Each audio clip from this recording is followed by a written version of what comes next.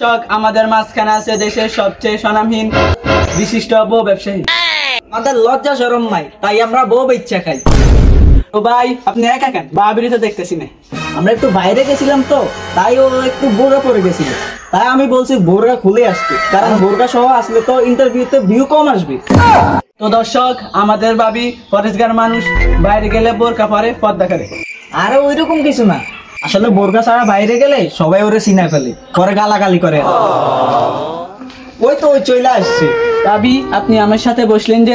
আর সমস্যা নাই, আমি তো কাপড় নেবো না, ভিডিওর ভিউর জন্য আমি যা ইচ্ছা তা করতে পারি। আরে বেবি, তুমি ওনার কোলে উঠে বসো, তাহলে এই ইন্টারভিউটার ভিউ আরো বেশি হইবে। আরে না না থাক, এত বিয়ের দরকার নেই, আমরা ইন্টারভিউতে ফিরে যাই। আচ্ছা, আমার প্রথম প্রশ্ন, আপনি কিভাবে বউ ব্যবসা শুরু করলেন? দেন, আমার বউ ব্যবসাটা এতটা সহজ ছিল না। আমি ছোটকাল থেকে ছিলাম একটা অকর্মা, গাদা ব্যাক করে। আমার ব্রেন ছিল আমার কুটকিতে, তাই আমার দিয়ে কোনো কাজকর্মই হইতো না। যে চাকরি করতে যাইতাম, ওই চাকরি থেকে আমার লাথি দিয়ে বের করে দিত। তাই আমি মানসিকভাবে অনেকটা ভাঙ্গা পড়ি। তারপর আমি আমার প্রিয় শায়কের একটা ওয়াজ শুনি, যদি তুমি কাউকে দেখে মানসিক শান্তি পাও, দ্যাটস এনাফ ফর ইউ। তারপর আমি পেয়ে গেলাম আমার মানসিক শান্তি। আর ওরা আর আমার মধ্যে একটা মিল আছে, জানো কি? আমরা দুজনে নির্লজ্জ বেহায়া। আর বিয়ের শুরুতে আমাদের আর্থিক অবস্থা ততটা ভালো ছিল না, আর ব্যবসা করতে তো পুঁজি লাগে। আমার কাছে তো কোনো পুঁজি ছিল না।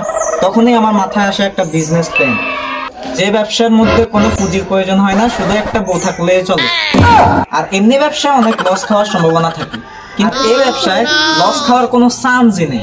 সেটাই হচ্ছে বউ ব্যবসা, সফলতা আর সফলতা। আর তারপর থেকে আমরা শুরু করি কাপল ব্লগ, আর আমরা এখন সফল বউ ব্যবসায়ী। ভাই আপনার সফলতার ব্যাপারে আপনার বইয়ের অবদান কতটুকু? আরে পুরো অবদানই তো আমার বইয়ের। এই কাপল ব্লগার হইতে গেলে শুধু আপনার একা নির্লজ্জ হইলেও চলবে না, আপনার বউরও হইতে হইব নির্লজ্জ। ও যত বেশি নির্লজ্জ, কাপল ব্লগার তত বেশি ভিউ। এই যেমন ধরেন, আমি যদি ওরে কই যে জামাটা খুলে আলো, 1 সেকেন্ডও দেরি করবো না, ক্যামেরার সামনে এই জামাটা খুলে ফেলে। আরে বেবি, এটা তো আমাদের ক্যামেরা না, তুমি জামা খুলবা আমাদের ক্যামেরার সামনে, ভিউ বেশি হইবে। আমার লজ্জা শরম নাই, তাই আমরা বউ বেচ্চা খাই।